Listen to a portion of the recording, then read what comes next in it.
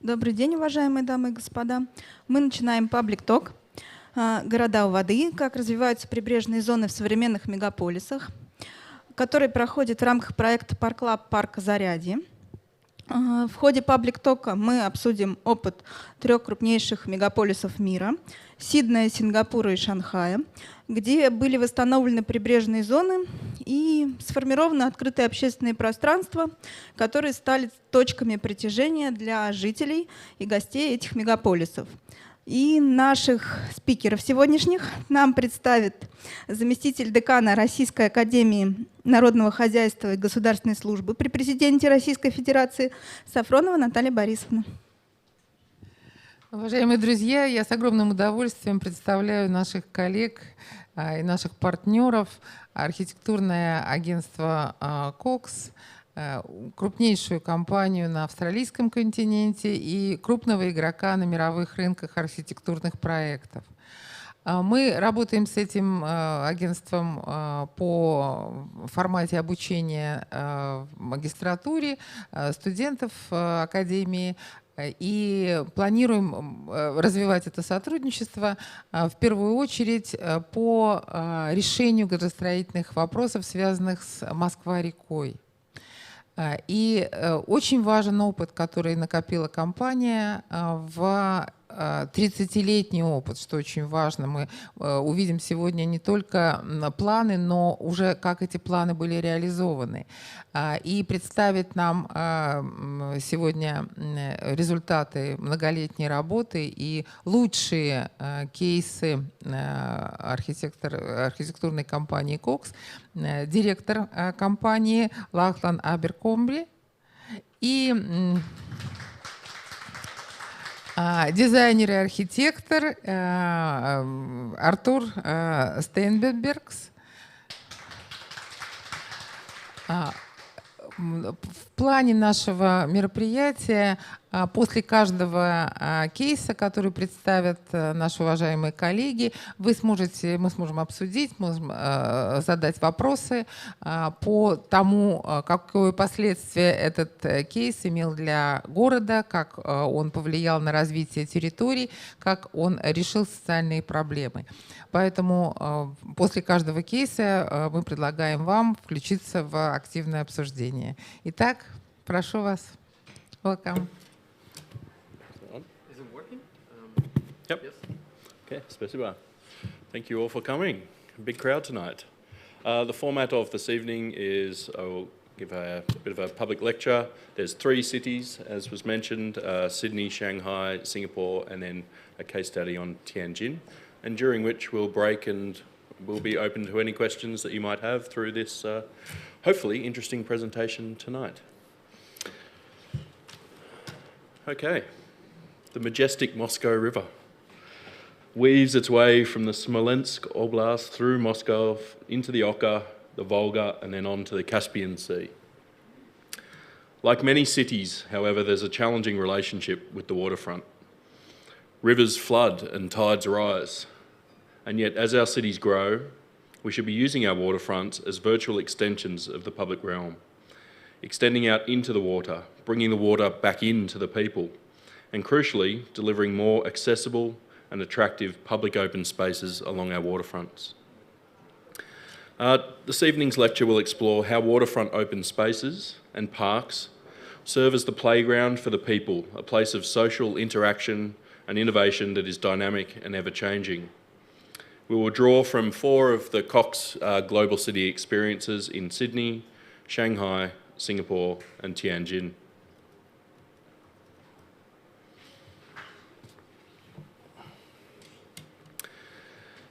Sydney's Darling Harbour. It was the lifeblood of the nation up until the 1980s.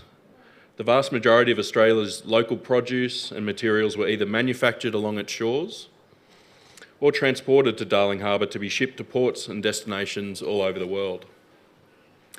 As a true working harbour, Darling Harbour was lined by railways, sidings, warehouses, storehouses, industrial buildings, gasworks, tanneries, manufacturing and docks. It formed the gritty but necessary western edge to the Sydney CBD. surrounded by water on three sides and accentuated by the Sydney Harbour Bridge and the Sydney Opera House in that image. However, through the late 20th century, alternative modes of transport for those goods and communication, air, freight and the internet, and the rationalisation of ports into large co-located intermodal terminals meant that Sydney's working harbour was no longer required. This then presented a significant opportunity to reimagine what the old working waterfront of Sydney could look like in the future and what sort of uses might catalyse renewal and complement the global status of the Sydney CBD to its east.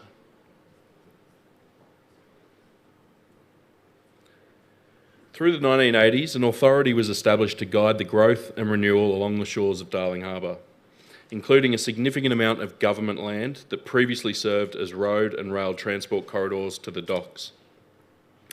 A concept plan that COX worked on was prepared and proposed to sought to rationalise the movement networks through Darling Harbour, an elevated freeway which traversed the eastern and southern edges of Darling Harbour to this day, and the vision for the remaining land was to celebrate the 200th anniversary of the British arrival in Sydney to complement the 50,000 years of Aboriginal settlement within the basin. However, as an industrious and working harbour for almost 200 years, there were significant amounts of contamination within the soils and, crucially, the water itself of Darling Harbour that needed to be remediated. As the renewal of Darling Harbour was realised, the remediation of both the land and the water was the first to take place. It was so successful that you can, although it's generally not advised, you can swim in Darling Harbour. Leveraging this significant blue asset in the harbour that people instinctively wanted to be near, the plan delivered a significant new open space as a cultural, civic and event centre. Let's see there. Using the new green space and the remediated blue assets within Darling Harbour, the master plan then sought to locate cultural and events facilities that complemented the economic focus of the Sydney CBD and helped establish Sydney as a global city through the late 1980s and early 1990s. These institutions included the Sydney Exhibition Centre, the Maritime Museum and the Sydney Aquarium, which are all designed by COX, as well as the Sydney Convention Centre, which anchored the precinct.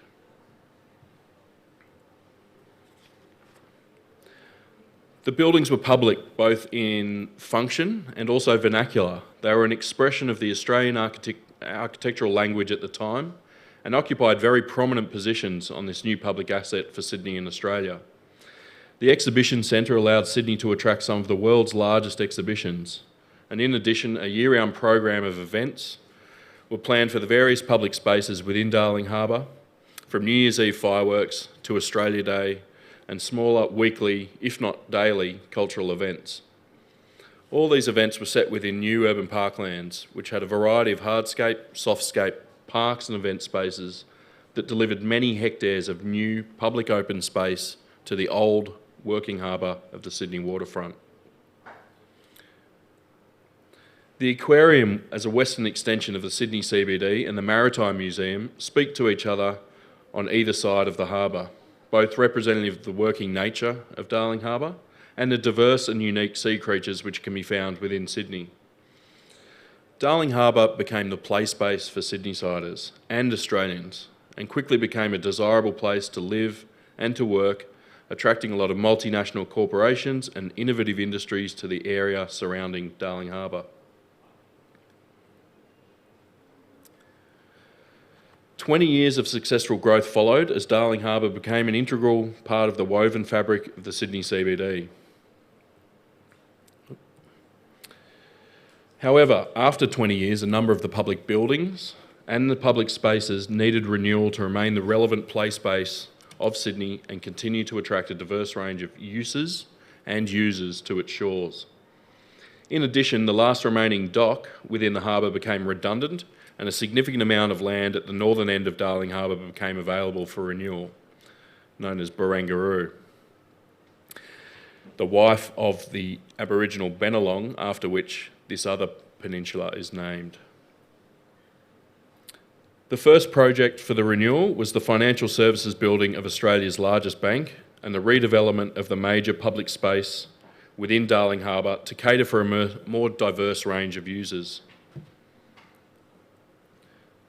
Darling Quarter, another project where COX prepared the master plan and the urban design guidelines, became a space where an intimate connection and interaction with the water could take place, recognising the intrinsic qualities of the land upon which Darling Harbour sits, being reclaimed from a swamp at the confluence of a creek and the harbour.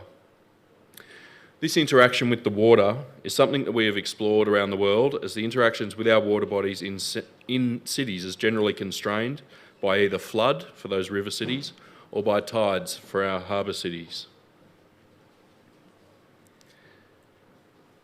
In addition, a new, more compact, multifunctional exhibition centre was developed with a linear public space running the length of exhibition halls and integrating the building with the water play park in the Darling Quarter. The revitalisation of the last remaining rail line to Darling Harbour as the goods line is Sydney's smaller version of the New York High Line. It serves as a dedicated pedestrian link between Darling Harbour, the start-up and innovation industries surrounding it in Pyrmont, and the University of Technology and the Frank Gehry and John Nouvel buildings along its length. The last piece in the Darling Harbour puzzle was Barangaroo.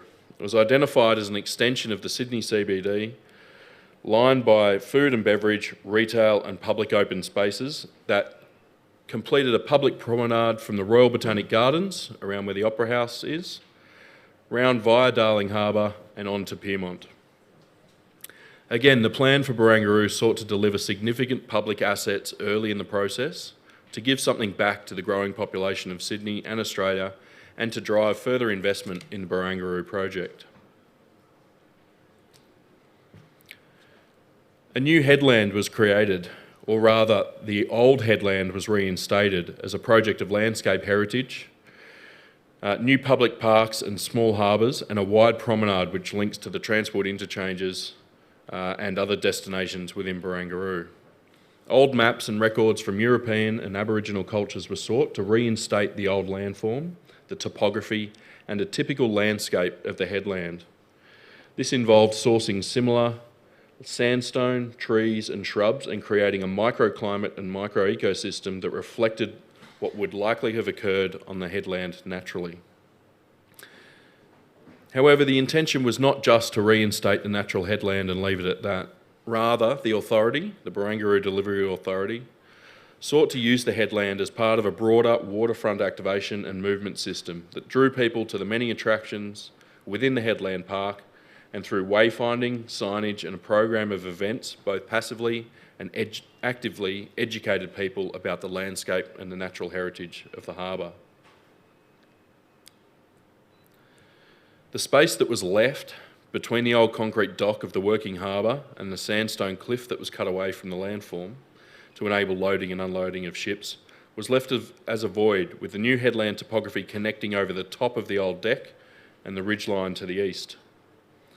This void has now become a large multifunctional event space that rotates between events and cultural celebrations all year round, from corporate gatherings, charity events, and again the lifelong learning of the participants about the natural landscapes of the harbour and the Aboriginal heritage of the area.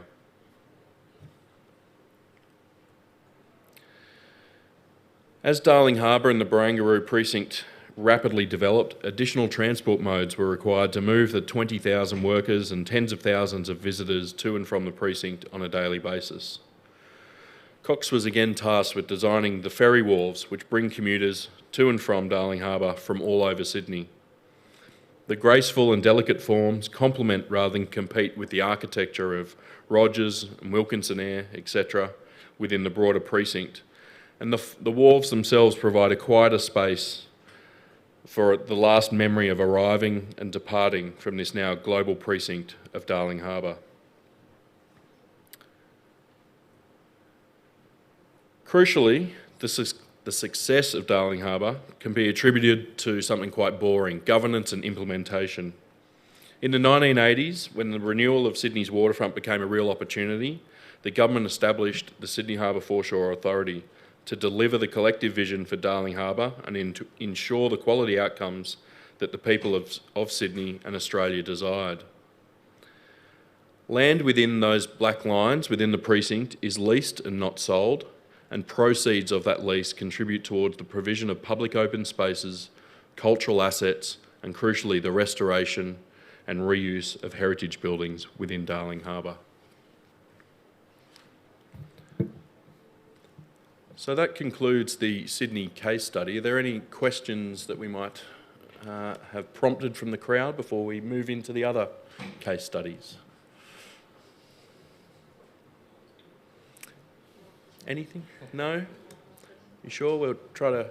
No? All right, we'll keep going. Okay. Please, if you have any questions, just put your hand up and we'll go from there. You go.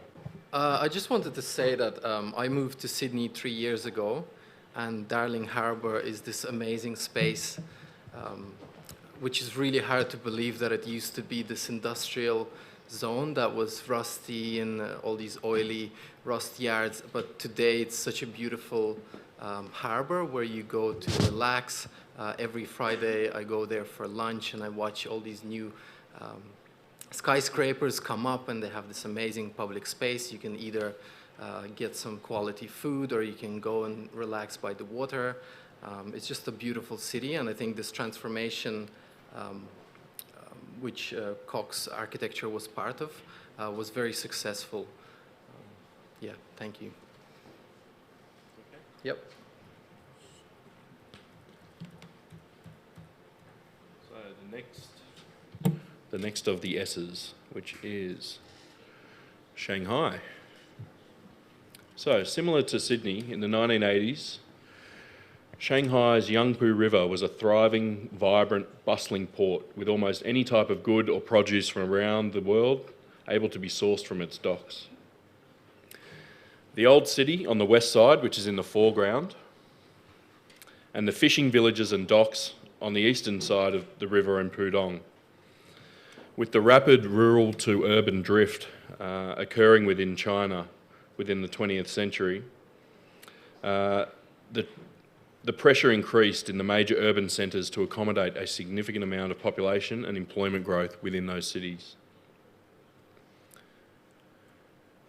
Shanghai sought to accommodate that growth through the preservation of their heritage, the old city with European architectural influences, and to rather locate the majority of the contemporary growth along the banks of the Yangpu River, relocating a significant amount of the port and docks and the warehouses, and crucially those fishing villages within Pudong. The first of those major projects extending east along the river from the new CBD, these old sites were planned as mixed-use areas of living, working, recreating and learning to support the heritage core on the western bank and the emerging new CBD on the eastern bank. The first major intervention to connect the people of Shanghai with their river again was the Bund, the elevated promenade that runs the entire length of its heritage core on the western side of the river. However, in addition to its recreational and civic functions, the Bund also serves as, it drains a significant water catchment and during times of flood can swell up to a number of metres over its banks. So then the Bund also served to contain the flooding, to preserve the city and provide a public interface to the river for the many millions of Shanghainese. On the other bank, bursting with commercial prosperity as a nation and a city, the new CBD of Shanghai at Pudong grew rapidly from the fishing villages, shipbuilding and docks and industrial lands in the 1980s into an economic powerhouse with a focus on financial services in just 20 years. So those photos are taken from the same location, and that's 20 years of growth. Significant amounts of public spaces were delivered as part of the master plans, which were prepared by some of the world's leading urbanists and designers. And public transport linked the new Shanghai to its workforce of the metropolitan region of more than 20 million people. Shanghai is now a tale of two cities, divided by its river. the heritage and culture on the Bund, on the western side, and the ultra-contemporary global economic centre at Pudong with its unique skyline and complementary city that is greater than the sum of its parts.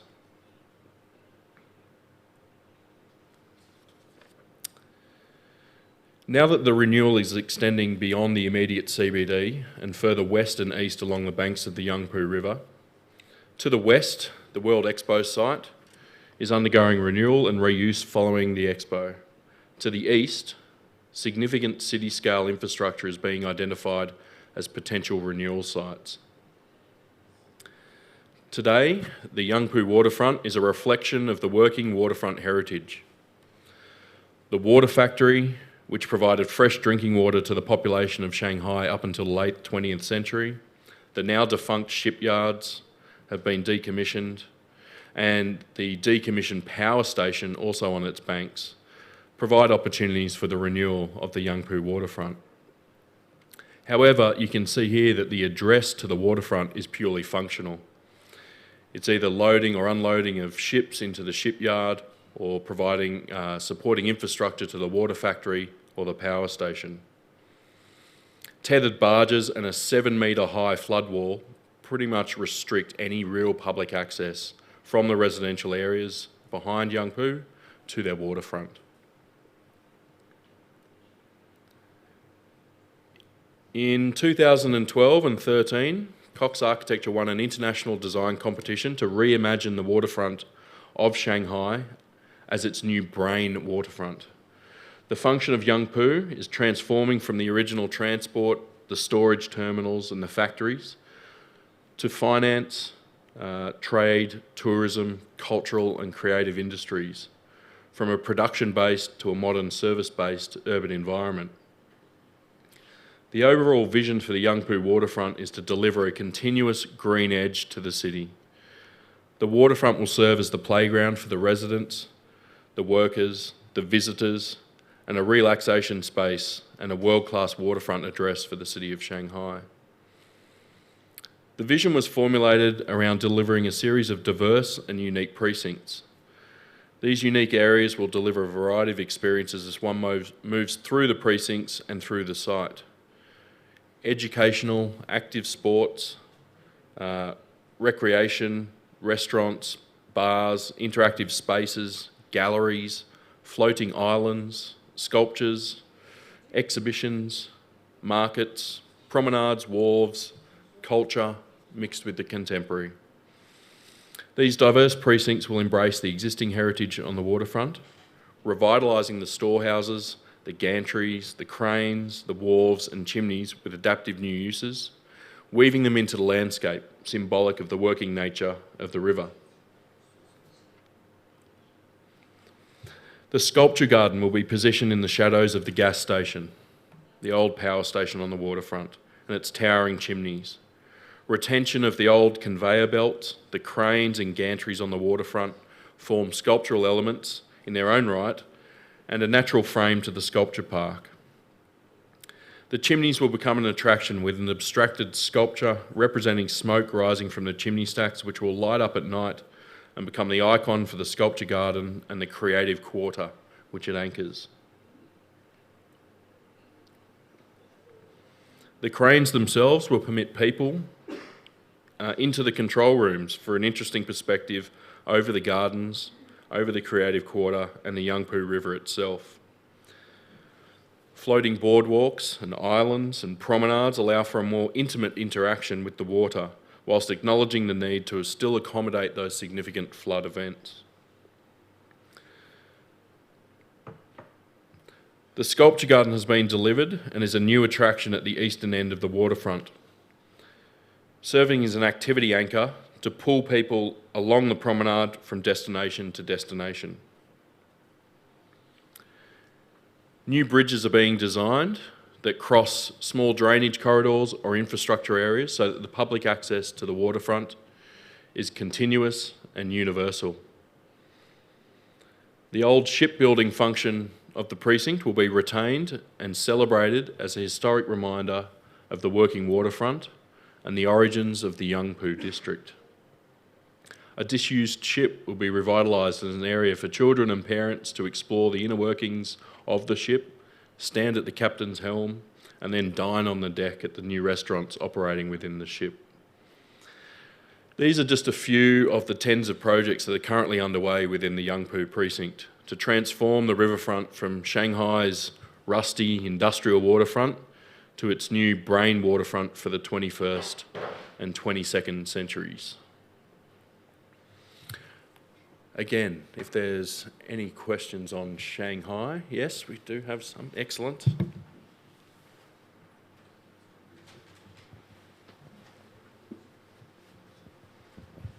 Здравствуйте, меня зовут Ольга, я архитектор.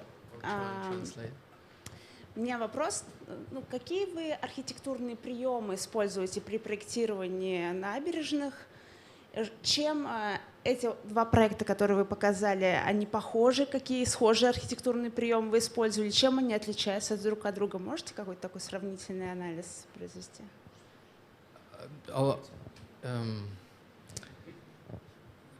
Я могу по-русски, отлично. говорю по-русски. Чем они отличаются? Мне кажется, если сравнить проект Сиднея, Дарлинг Харбор, он, конечно, масштаб его был немножко поменьше. Масштаб Шанхая, он намного больше, как вы видели, допустим. Вот этот мастер-план, здесь набережная, она больше 15 километров, и здесь эту набережную нам надо было разделить на части, то есть здесь невозможно было создать одну какую-то концепцию, которая продолжалась бы по всей набережной, поэтому здесь было принято решение разделить это на разные части, и вот как Лахлан рассказывал, мы только рассказали про одну часть, это творческий район, который создали и использовали какие-то старые промышленные объекты, как скульптуры, то есть пытались сохранить какие-то напоминания о промышленном прошлом этого города. Мне кажется, в Сиднее все это промышленное снесли, да, и начали как будто с нового листа. Но что самое, мне кажется, что схожее в обоих проектах, это то, что эти были государственные заказы, и здесь мы работали с государством. И, да.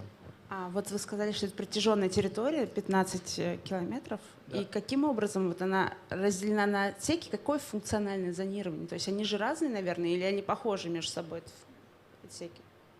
Maybe I can translate this for you, Lachlan. So if you can give us a little bit more details for the different sections and what kind of conceptual ideas they all had. Yes. So starting at the western end, which is near the cruise terminal for Shanghai. So when you're travelling around the world on a cruise liner, you arrive in Shanghai at that far western end. That's where the water factory and the old shipbuilding yards are. So that dry dock where we're proposing that you reuse an old ship that's still there in the dry docks as a restaurant, but also as an educational piece to preserve that shipbuilding history of Shanghai, as that industry has now moved out of these waters. And the water factory itself, you can see there, still has the purification ponds that were used right up until 10 or 20 years ago to provide water for tens of millions of people within Shanghai. Again, reusing that as an educational piece so that you can go in, you can learn about the water cycle, you can learn about how to be more sustainable in terms of water use, reuse, capture, recycling, etc. And we understand that is almost nearing completion in terms of being open and operational for that educational purpose. The next section through here is called Fisherman's Quarter. It's actually a mixed commercial and entertainment precinct. There's already a couple of commercial buildings there that you can see in white. But again, our plan didn't specify the uses of particular buildings. Rather, it sought to speak to the public realm, the areas that weave all those buildings together. So within the Fisherman's Quarter, there were floating barges and wharves that permeated out into the water that provided a unique experience for Shanghai.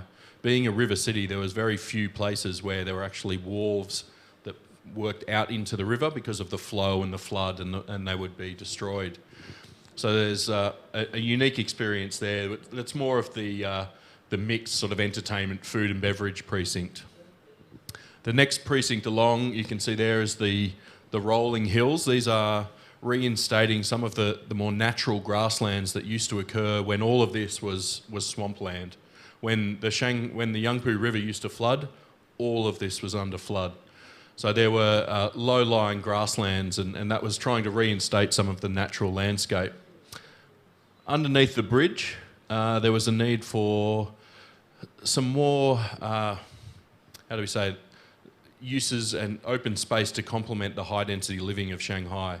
If you've been to Shanghai, you'll know it is skyscrapers as far as the eye can see, and the private open space is very compromised. So what we sought to put here is underneath the bridge deck, where it's shady, was active open space. So basketball courts, table tennis, places to do Tai Chi and recreation like that, because it didn't need the grass to grow because it was underneath the deck. Off to the east of the deck, you can see through here, were community gardens. And that enabled the tens of thousands of people living in within a 5-minute walk of the gardens to come down and to grow some of their own produce. And it wasn't necessarily enough to sustain them for the year, but even having, taking fresh herbs back and being able to make your dinner with something that you've grown in a community garden, or taking some fruit, or coming down and working with your neighbours and just, toiling away in the gardens as a method of relaxation and recreation. That was really sought after. This band through here this is where all the innovative industries are locating, so the startups, the creatives, the fintech, some of the industry tech sectors are already locating within it. I guess the next distinctive precinct then is around the power station and these old buildings, and this was seen as the creative quarter. There are boutique sort of fashion retailers and manufacturers in through here. The gas works, there's already the sculpture garden has been planned, as you've seen in some of those photos, and this is attracting, again, a different type of industry to those maker spaces rather than competing with these innovation industries through here. So it's 5 kilometres of different experiences, and the intention was that you wouldn't necessarily start at one end and walk to the other in one continuous movement. Rather, you might come to the community gardens on the weekend and catch up with some friends, and then go to have a picnic on the grasslands. Or you start with your family at the shipbuilding yards and you go through the educational experience there, into the water factory, and then you have lunch at the fishermen's wharves. Or you come to an event on an evening that's being hosted in the adaptively reused warehouses. It might be a fashion event, an art event, or whatever it is, that also then spills out into the dynamic exhibition spaces of the creative quarter. So I hope that sort of tries to answer your question, but yes, it was a very varied and diverse range of experiences along the whole corridor, and not one that's a singular.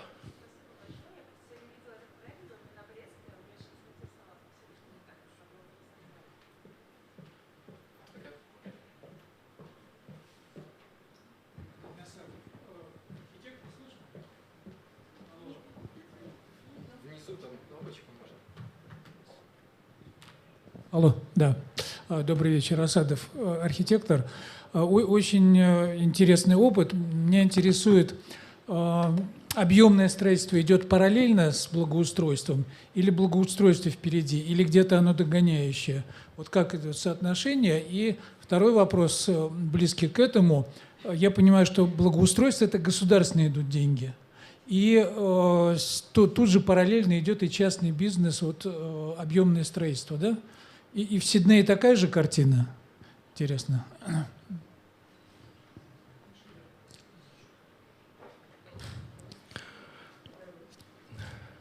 Thank you for your question. It's always a very interesting challenge. How do we make our vision become a reality?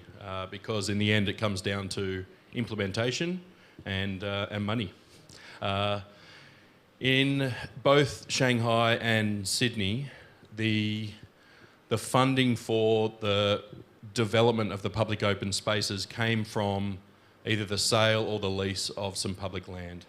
So they understood that it couldn't be wholly publicly funded, particularly, you know, quite large expanses of public open space like this, or at Darling Harbour where it was all these public buildings and galleries and museums.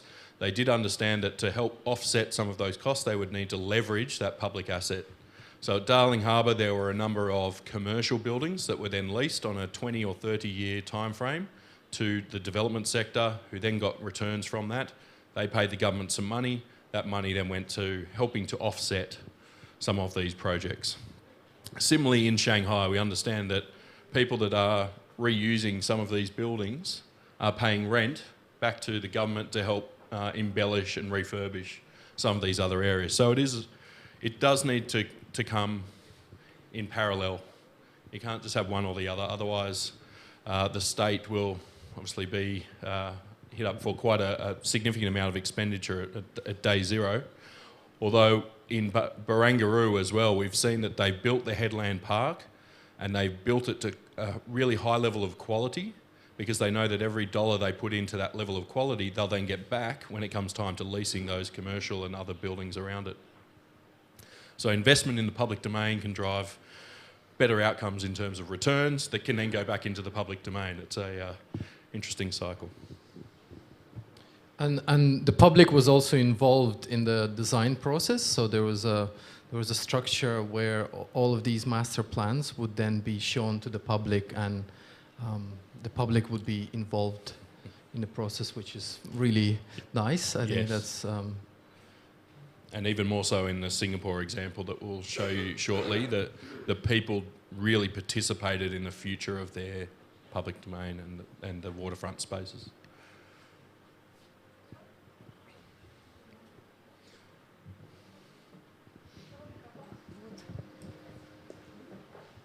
Thank you. Еще раз здравствуйте. Наталья Дембич, архитектор, дизайнер, преподаватель. У меня такой вопрос. Ну, прежде всего, конечно, набережные — это самые вкусные, самые притягательные места города. И население очень любит такие именно места отдыха.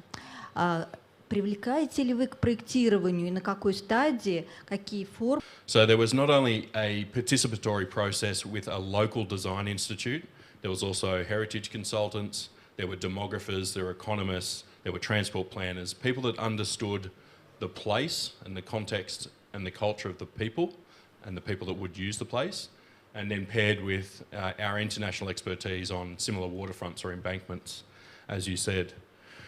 With regards to Darling Harbour, for instance, that was a 200-year anniversary of, what would we say, the settlement by the British, and there was significant public investment in that project. There was also significant public participation.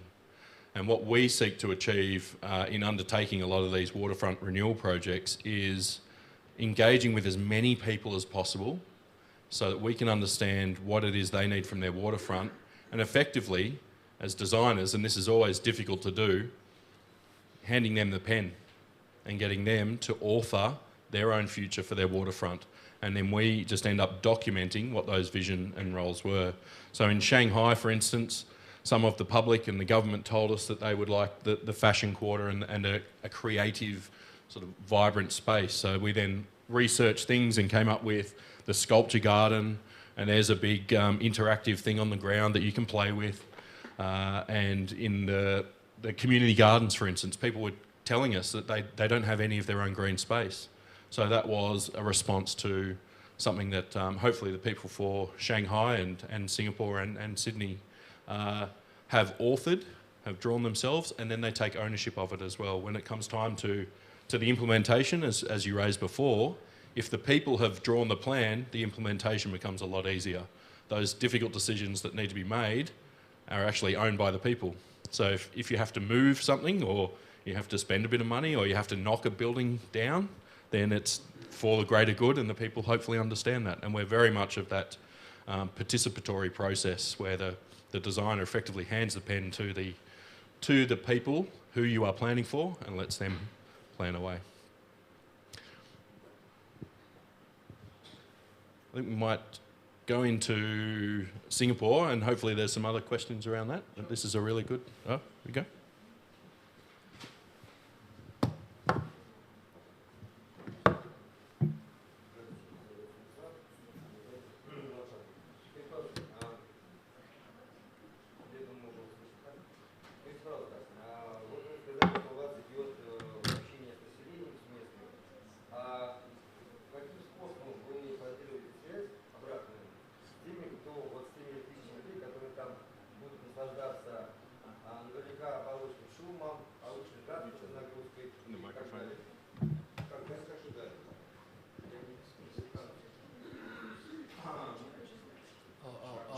Раз, прошу прощения. Я повторю вопрос. Меня зовут Станислав, я дизайнер, ну, правда, не архитектор.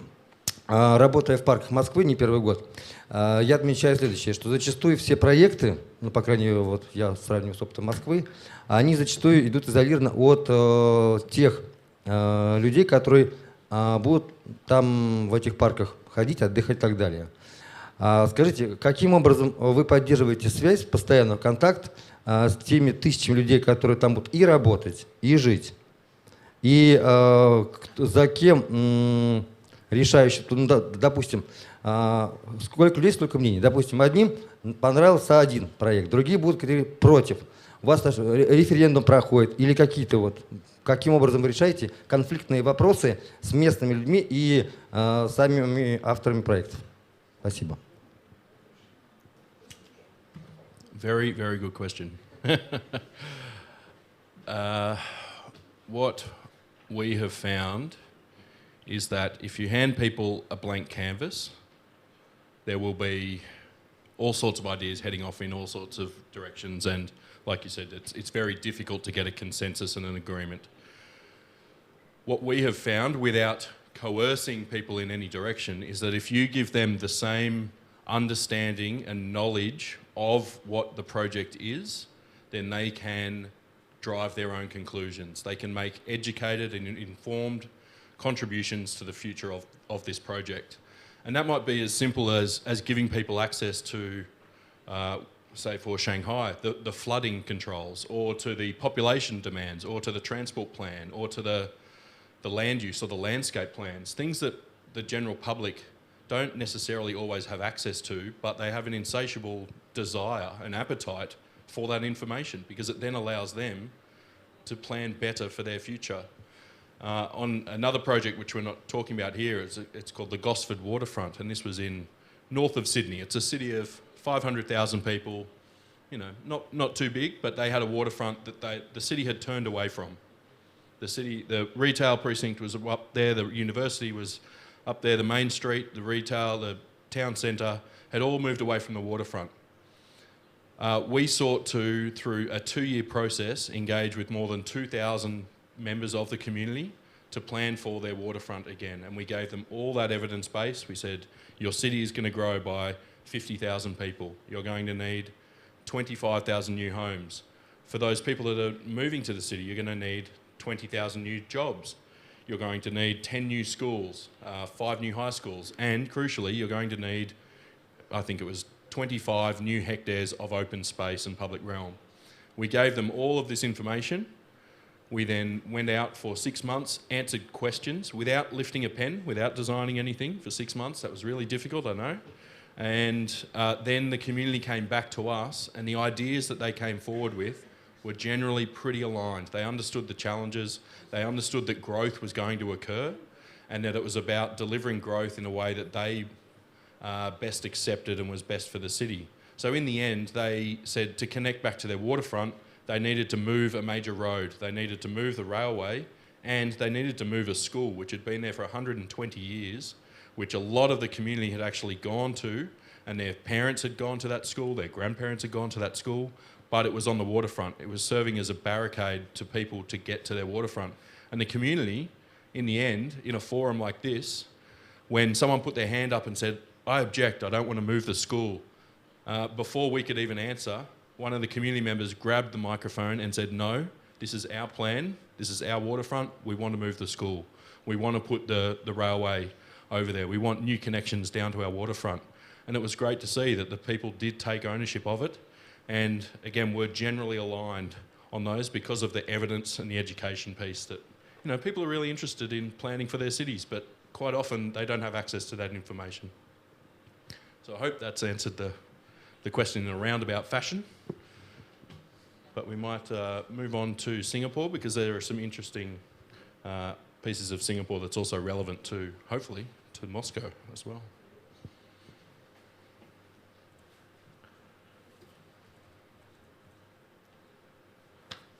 All right. Could you flick? Yep. So this is Singapore in the 1970s and 1980s. It also went through a period of unprecedented growth, transforming from a river-based port to a financial powerhouse of Southeast Asia. However, the area of highest amenity, which is the waterfront you can see there in the photo, was also the area that was most constrained. Heritage and natural elements, exposure to the open sea, salt water, poor geology, meant that the growth of the city adjoining the waterfront was significantly constrained. So the first step in the renewal of the waterfront was, again, moving the freight handling and port functions away from the river and the existing waterfront to a dedicated container handling port that is now one of the busiest in the world. Then a project of significant reclamation, remediation and reconfiguration of the waterfront and the rusty yard, industrial freight and logistics enterprises that fronted onto the water. This fundamentally changed the way Singapore and its new CBD addresses the waterfront. The significant reorganisation of the way Singapore functioned as a city was taking place, with a new harbour, as you can see in these pictures, that was free of the freight and logistics of the previous decades starting to emerge. Similar to Sydney, the working nature of the harbour and the river of Singapore had resulted in dirty and contaminated water and the adjoining lands. So a significant remediation process of the land took place, and the installation of a barrage out to sea means that today the water within Marina Bay is clean and fresh and could be used as drinking water in times of need. Once the reclamation and the relocation of the shipping was moved to the dedicated port to the south, COX was again engaged to prepare a master plan for the new waterfront address for Singapore called Marina Bay. Drawing on the lessons learnt from Sydney, Shanghai and a number of other waterfront cities, again the COX master plan sought to deliver major cultural attractions as anchors of activity within Marina Bay, public facilities and amenities such as gathering spaces and grandstands, and an extensive public realm that weaves together the new destinations and attractions within Marina Bay and crucially stitches the harbour back into the existing urban fabric of Singapore. The first catalytic projects were public information buildings and misters, sculptural elements that sought to mitigate the stifling heat and humidity of Singapore and to encourage people to engage with the new public realm of Marina Bay day and night. Set beneath some of the lofty glass parasols, relaxation areas on the shore are cooled by giant revolving fans and sprays of mist. The stainless steel misters provide both illumination and further drifts of cooling mist. Snaking stainless steel tubes are elevated above the boardwalk on the southern half of the eastern shore, which extends via a series of ramps onto low steps onto a wide timber deck that just floats above the water level. Originally a visitors' centres and one of the first buildings that was actually built at Marina Bay, it is now being converted into a gallery called the Red Dot Gallery, which is designed with a lightweight structure, next like portals, crisscross and create a light-looking structure. Sustainability was used by solar power to both cool and power the building with solar panels on the roof. Once the Singaporean population and a number of international visitors were attracted back into the public realm of Marina Bay, connectivity became the new catalytic project. How to move people between the various attractions and destinations within Marina Bay and the wider Singapore CBD, and how to make these movement networks attractions in their own right. COX conceived a plan for the northeastern connection that would separate vehicular and pedestrian movements to become a more desirable and attractive proposition for pedestrians to walk around the bay.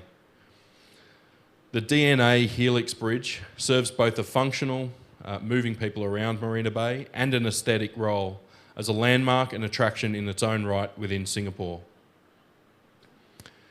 It has become a significant icon within Marina Bay and signified the commitment to quality public realm projects within Marina Bay from the Singaporean government. The Helix Bridge is a dynamic construction. It's undeniably one of Singapore's most visited landmarks, and ubiquitous twilight photos of its sequence of fluorescent spirals are now instantly identifiable images of dazzling Singapore, particularly when seen in conjunction with the Marina Bay sands in the background. The bridge itself has a circular cross-section with 2 sets of stainless steel. Yep, that will do. To set up seemingly infinite manifestation of a DNA molecular diagram, and a stroll through the curvaceous, skeletal and continuously unfolding cylinder is a memorable experience. The initial concept specifically alluded to the woven strands of local fishing nets, but as the modelling of the structural engineering proceeded, the corkscrew-like rotations of the double helix led to a completely abstracted design. And it also used only about a fifth or 20% of the amount of steel required by a conventional box girder bridge. The double helix construction was notable for its structural economy as well as aesthetic virtues, which were, as a result of that financial equation, enhanced by the affordable gleam of stainless steel. So following the success of the Helix Bridge on the eastern side of Marina Bay, COX again sought to separate pedestrian movements from general vehicular movements on the western edge of Marina Bay. The Jubilee Bridge was designed as a subtle, graceful element within Marina Bay, which was emerging with a significant number of attention-seeking architectural elements.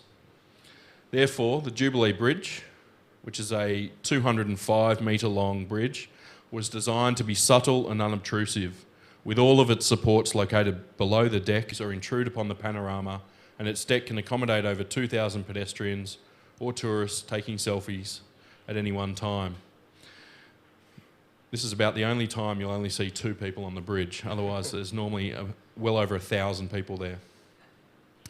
The subtlety and the grace of the bridge also afforded the existing harbour and Singapore River to continue to operate as a trade corridor, albeit with more of a tourism and movement function, allowing riverboats to path underneath its delicate arches with mere millimetres of clearance, the tides controlled by the barrage to the east of Marina Bay.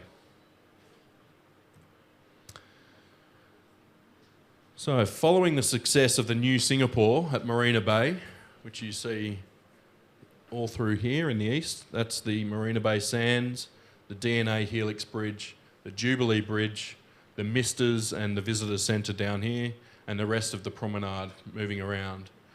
Following that success through the 90s and the 2010s, the Singaporean government asked to celebrate their heritage, to meld the new Singapore with the old Singapore and the actual reason that the city-state exists. So throughout the late 2010s, COX worked with the government to develop a master plan for Empress Place, which is the civic and cultural heart of Singapore.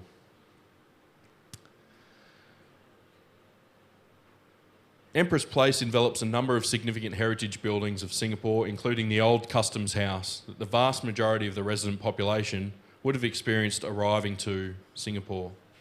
In addition to the heritage buildings, the Padang, the formal civic space at the heart of the old city, had become underutilised through a lack of connectivity and integration with the new Singapore at Marina Bay. So the COX Master Plan sought to connect the residents of Singapore with their river, just as Marina Bay had sought to create and connect the people to a new harbour. This process involved planning and delivering a number of projects that challenged the historic way that Singaporeans engage with their waterfront. A more intimate connection that allows people to touch and feel the water, whereas previous interactions were at the top of flood walls and promenades that were detached from the river to mitigate the risk. The water steps have become a significant passive and gathering space for Singapore. At the bend of the river where it meets Marina Bay, Casual interactions with the water take place as a social meeting place, and formal events utilise the steps as an amphitheatre over the river. Where are we? So rather than the existing singular use of the padang, the master plan sought to deliver a variety of public spaces to attract Singaporeans back to their riverfront. This includes children's play areas, cycling paths, sculpture gardens that are all interactive and engaging, anchored by universally accessible public domain and smart furniture. Below the Asian Civilizations Museum, a set of water steps mimic those of the colonial era port retained on the other side of the Singapore River.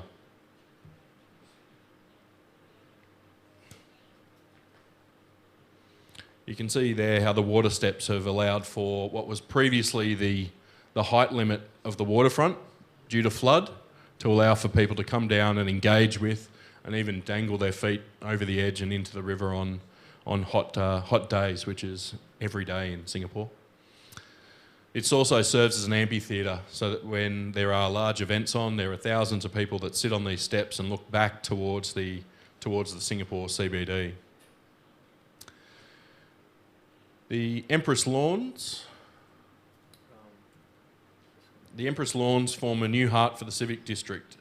It used to be used as a traffic roundabout, but was converted to an open space to be used for cultural events and festivities. If you're familiar with the Singapore Formula One track at all, the road is actually part of that track. So the Formula One comes down here and across the bridge. However, it was also originally a heavy through traffic road on Fullerton Road, which overwhelmed the desire for this to be a quiet space and an area of high amenity and gathering. The disruptive curve of Fullerton Road was straightened and repaved to emphasise the pedestrian friendliness of the replanned precinct, whilst the service road was dispensed with, replaced by lawns and formal pathways. To create the event space, a row of rain trees, which you can see here, had to be moved. 5 90-tonne rain trees were moved after their roots had been excavated and placed in 6 square metre cages. Steel cables were used to stabilise the branches and trunks, and the trees were then replanted and aligned to a new layout. It cost 1 million Singapore dollars each tree to move, but they did it. Again, how do you pay for these things? Yes, sometimes it helps to have a rather rich government helping implement it. The sectional elevation shows the steel framing and the root supports which remain in place to the top right. The new layout provides shelter for benches on a timber deck to the south, forming a diminutive and more intimate version of the adjoining Padang. This new plaza, which is now called the Empress Lawns, can host 10,000 people for concerts, carnivals and celebrations, whereas previously you'd be lucky if there were only 10 people using it every day.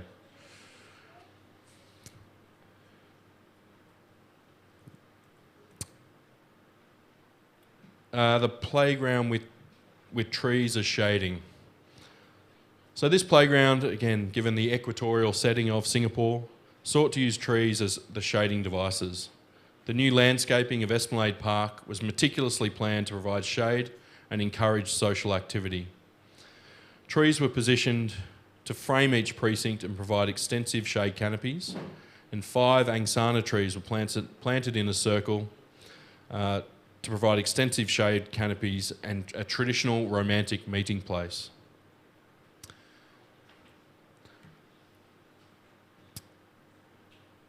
The existing entry for the Esplanade Theatre was remodelled to provide access via a glazed lift and stairwell, which was shielded from the rain and the sun by an elliptical glass canopy lined with hardwood battens. The combination of relocating, I think if you go back, finish on that one. The combination of relocating the freight and associated users away from Singapore waterfront has delivered 2 catalytic precincts that have ensured the Singaporeans are now much more connected with their waterfront and the heritage and culture of their city. The COX master plans were again a realisation and reflection of the fact that cities should be for their people, that traditional communal bonds should be revived in the face of increasing urban intensification, and that the civic district had been designed by Raffles as the gentrified preserve of the colonial rulers. And it's great to see that its buildings and gardens are now very public and hugely popular. The civic district of Singapore is not so much a refuge from reality, but a celebration of the city and its people. Do you want to go into Tianjin? Or you want to add? Or if you want to take some questions on Sure. Singapore, if somebody has a question.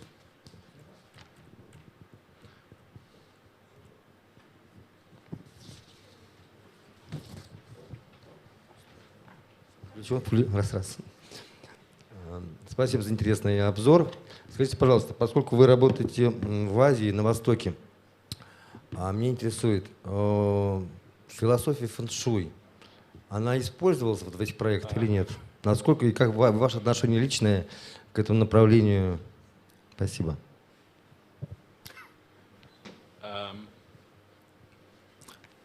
Personally, I'm not going to comment on it. It's someone else's traditions and beliefs, and I think we should be universally accepting of whatever anyone's traditions and beliefs are. But I think that follows on from your question before around the local knowledge of culture and context.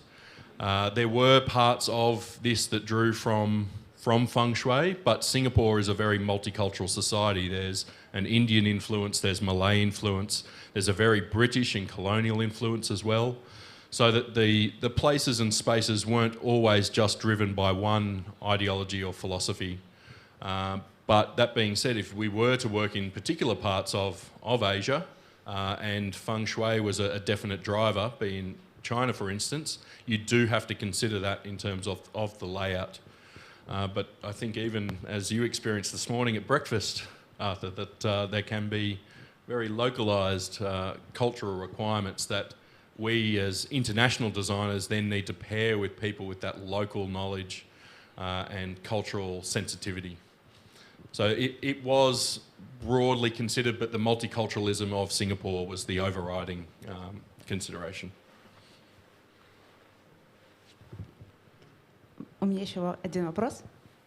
Совсем недавно здесь же в Заряде состоялась лекция директора садов Сингапура Феликса Ло. И он сказал, что ежегодно сады Сингапура посещает в районе 12 миллионов людей.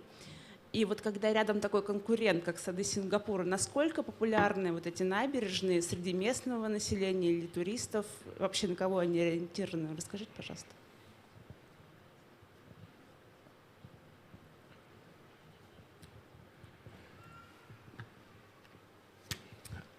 It is hard to compete.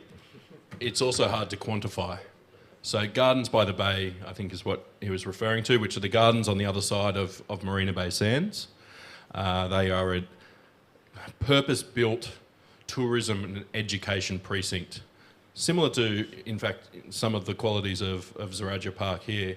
But they were able to quantify the amount of visitation they got because you had to buy tickets to some parts of it. It would be hard to quantify how many people use Empress Place on a daily basis, or even Marina Bay, because it's the front door to the city. There are people cycling through there, walking through there, people having their lunch there after work or gathering for food and drink on a weekend. So in terms of the popularity, I'm not quite sure, but what was really interesting about Gardens by the Bay was I think it cost somewhere between 4 and 5 billion Singapore dollars to build. It increased international tourism visitation to Singapore by 1.2 days per visitor. So people that were generally transiting through Singapore now stay an extra 1.2 days because of interventions like Gardens by the Bay and Marina Bay. So yes, it cost them $5 billion in Singapore dollars, but they quantify that it's already paid for itself 2 or 3 times over in terms of visitation. Hopefully that answers the question. So I'm not quite sure about how many million people use these places every day, but it would be very similar. But Gardens by the Bay is a fantastic asset, and again, something where they spent the money up front, realising they would reap the rewards in the later stages of renewal and growth of their city.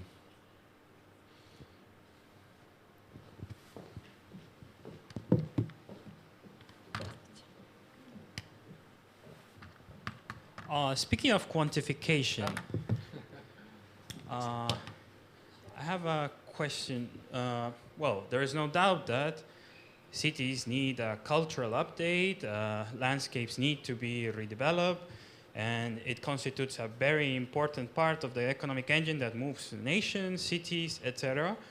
But, well, that's looking at it from a classical point of view. But how much do you think of your work is now moved of the cities not looking for a facelift, but actually looking to increase their resilience to climate change?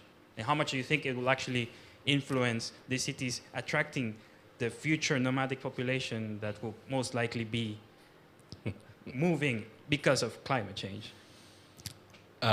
Very interesting question, and I'll draw from a project that we're currently working on in Sydney, and it's in a place called Western Sydney, which is not that beautiful waterfront precinct that you saw before. In fact, it's a low-lying plain that sits 20 to 30 kilometres west of the Sydney CBD. It's also very susceptible to climate change. In particular, it has very hot days in the summer. It doesn't have the canopy cover to help offset that. It doesn't have enough water in the landscape.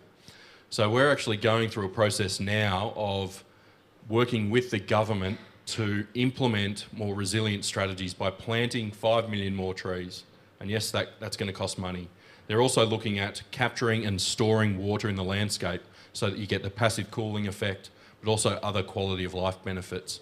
Each of these have a dollar value attached to them, but a piece of research that came out recently said that for people that live in a neighbourhood that has more than 30% canopy cover above it, they live X amount of years longer and have X amount of less health problems.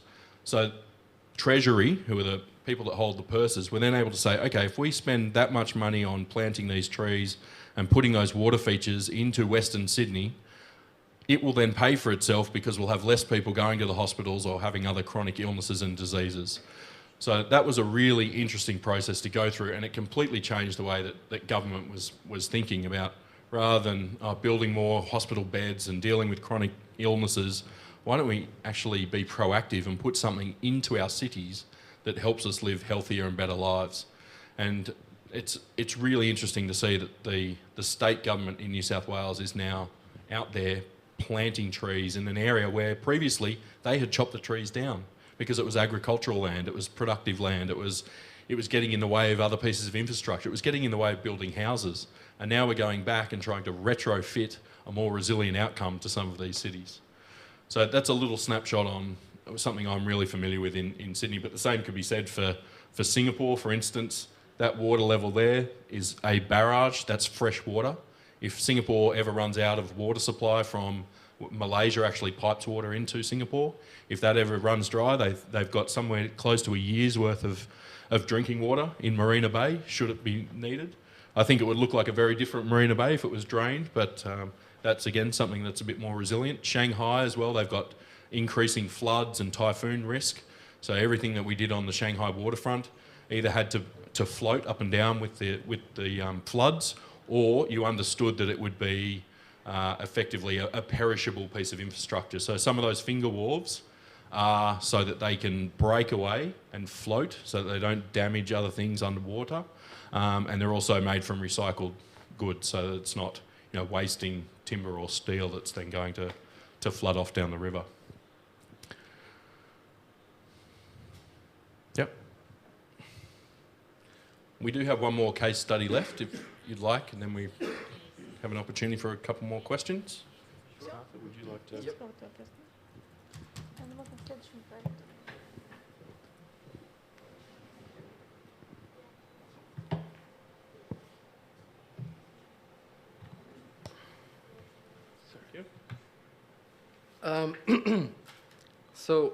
The National Maritime Museum was a winning competition that COX Architecture won, and some famous architects like Zaha Hadid and Stephen Hall also participated in this competition, but they weren't so successful. So the competition started in 2012. On top image here, you can see the computer-generated graphic, and below you can see the actual photograph of the finished building. And as you can see, the similarities are very strong. So the competition started in 2012, and the building was completed and open in May 2019. So it's brand new, just opened a couple of months ago.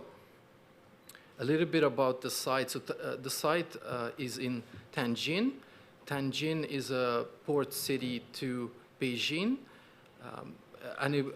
So this building was part of the new eco-city that Tianjin is building next to the waterfront. And this was their first kind of diamond in this new landscape. The population of Tianjin is 15.6 million, so I think in scale it's very similar to Moscow. The main concept for this project was to connect the building with the water, to create the connection between the water and the landscape, to create that stitching effect. So instead of proposing a one whole mass for a building, here a finger-like pavilions were proposed, which overhang and cantilever into water, and creating that stitching effect between the landscape and the water. Above, you can see some of the inspiration images that we've looked at.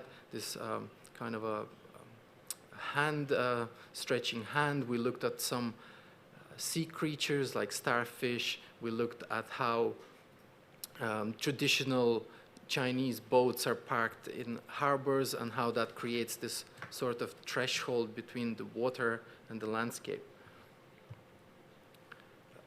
This diagram was a key diagram to winning the competition, and it basically shows how the circulation in this building works. So the public enters on the first floor with this, which is marked with this dashed red line, and so you enter into the building, and straight away you're connected to the views into the water. And in the main hall, you just have a main axis from which you access each of the pavilions.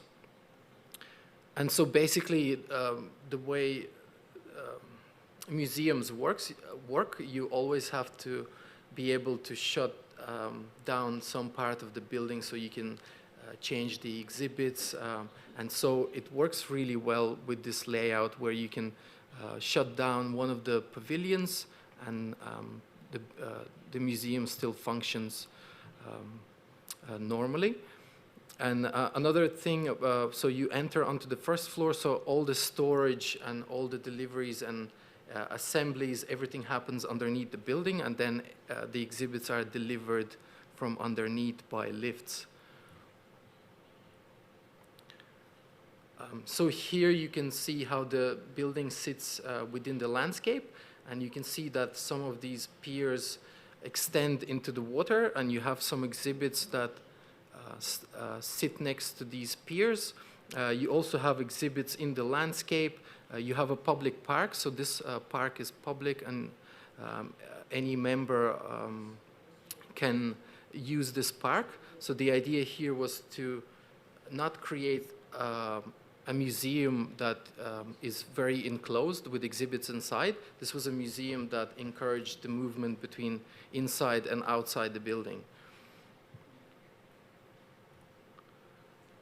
Another trick that we used to stitch the landscape and the water were these ponds that extended into the land.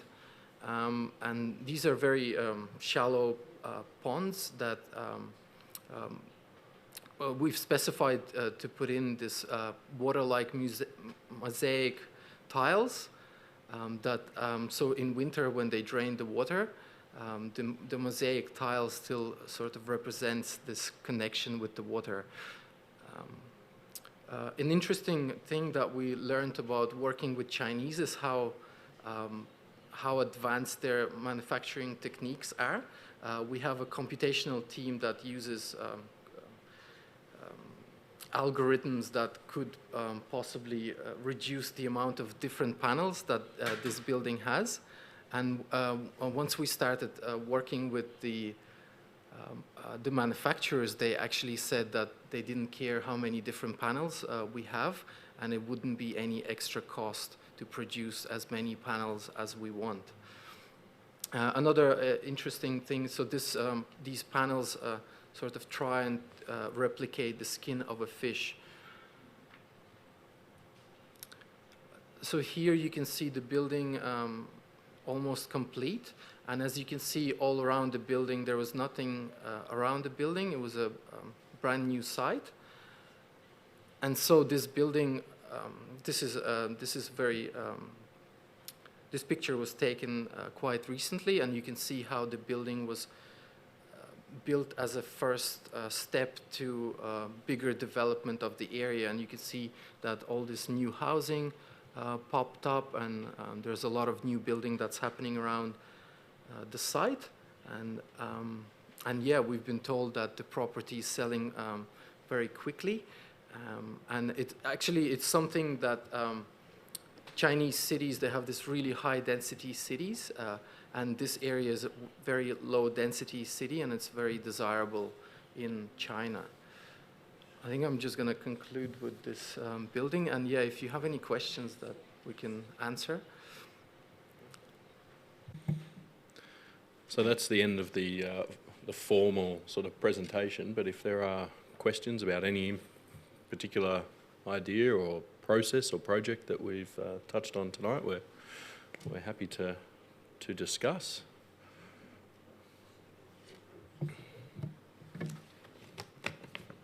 No? All covered off? Okay,